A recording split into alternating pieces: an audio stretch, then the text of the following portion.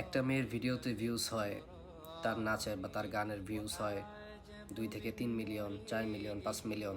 তার মানে তার চেহারাটা প্রায় 10 লাখ, 12 লাখ এরকম মানুষ দেখছে। এই যে একটা পুরুষ যে তার চেহারা দেখছে, তার শরীরের গঠন দেখতেছে, তার কি নেকি হইতেছে নাকি গুনাহ হইতেছে? তার তো প্রতি সেকেন্ডে সেকেন্ডে গুনাহ হইতেছে। শুধু তার গুনাহ না, তার বাবার গুনাহ হচ্ছে, তার মার গুনাহ হচ্ছে, তার যদি কোনো ভাই থাকে, আপন ভাই থাকে, ভাইয়ের গুনাহ হচ্ছে, তার যদি স্বামী থাকে, স্বামীর গুনাহ হচ্ছে। একটা নারী 3 থেকে 4 জনকে জাহান্নামে নেয়। একটা নারী। আপনি যদি আপনার বাবা মাকে ভালোবাসেন, আপনার ভাইকে স্বামীকে ভালোবাসেন, কখনো বেপরদার মতো কাজ করেন না।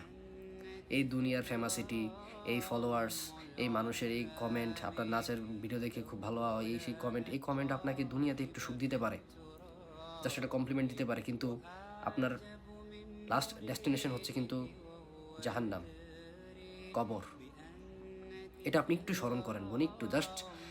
যদি আজকে রাত্রে আপনি আমার ভিডিও দেখে থাকেন, আপনি ঘুমানোর আগে জাস্ট 2টা মিনিট আপনার 2টা চোখ বন্ধ করে শুধু আল্লাহর কাছে এটা ভাববেন যে আমি এখন মারা গেছি, আমি অমুক মেয়ে, আমি এখন মারা গেছি।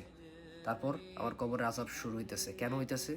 এই যে আল্লাহ হিসাব বুঝাই দিবে যে তুমি অনেক নাচ গানের মধ্যে ছিলা, বেপর্দা ছিলা, কখনো সঠিকভাবে নামাজ পড়ো নাই, কখনো কোরআন তেলাওয়াত করো নাই, সবসময় ছেলে মেয়েদের সাথে চলাফেরা করছো।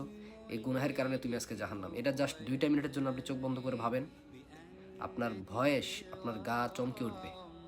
জাহান্নামের আগুন কতটা কঠিন এটা একমাত্র আল্লাহ ভালো জানে। এজন্য এখনো বলি, চেঞ্জ হন, অন্তত নিজের জন্য চেঞ্জ হন। আখিরাতে আপনি দাঁড়াতে হবে আল্লাহর সামনে। কি নিয়ে দাঁড়াবেন শুধু এটা চিন্তা করেন যে আমি আল্লাহর সামনে কি নিয়ে দাঁড়াবো, আমার কি আমল আছে, কি নেকি করছি আমি, আমার কি সওয়াব আছে, যেই সওয়াব আমাকে জান্নাতের দিকে নিবে।